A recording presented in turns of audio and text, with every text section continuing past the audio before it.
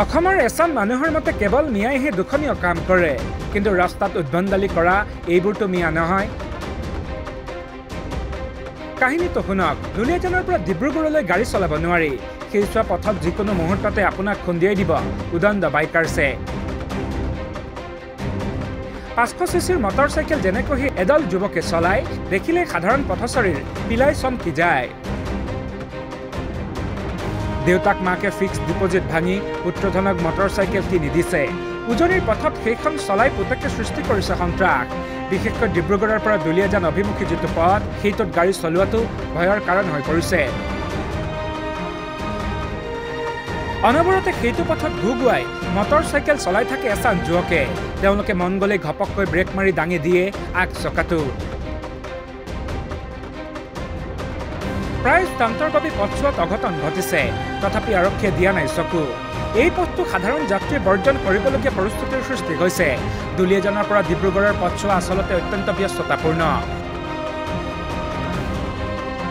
কিন্তু সেই পথত গাড়ী চলোৱাটো বিপদজনক হৈ পৰিছে। দিনে নিশাই চাইলেঞ্চাৰ কটা মটৰচাইকেলৰ বিকট শব্দই কঁপাই থকা হৈছে পথটো। সেই পথটোত উদ্ভণ্ডালি কৰা সকলোৱে হৈছে খাটি অসমীয়া। মিয়াক গালি দিবলৈও স্থানীয় লোকৰ কোনো উপায় নাই।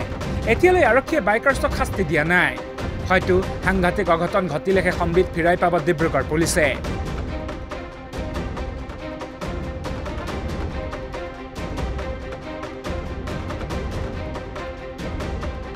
অসমৰ এচাম মানুহৰ মতে কেৱল মিয়াইহে দুখনীয় কাম কৰে, কিন্তু ৰাস্তাত উদ্ভণ্ডালি কৰা এইবোৰতো মিয়া নহয়। কাহিনীটো শুনক। দুলিয়াজানৰ পৰা ডিব্ৰুগড়লৈ গাড়ী চলাব নোৱাৰি। সেইচোৱা পথত যিকোনো মুহূৰ্ততে আপোনাক খুন্দিয়াই দিব উদণ্ড বাইকাৰ্ছে। 500 চিচিৰ মটৰচাইকেল যেনেকৈ এডাল যুৱকে চলাই দেখিলে সাধাৰণ পথচাৰীৰ পিলাই চমকি যায়।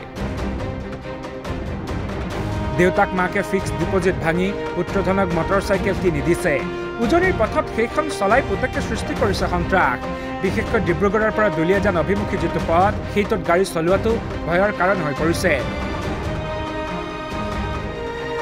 অনবৰতে সেইটো পথত ঘুগুৱাই মটৰচাইকেল চলাই থাকে এচাম যুৱকে। তেওঁলোকে মন গ'লে ঘপককৈ ব্ৰেক মাৰি দাঙি দিয়ে আগ চকাটো।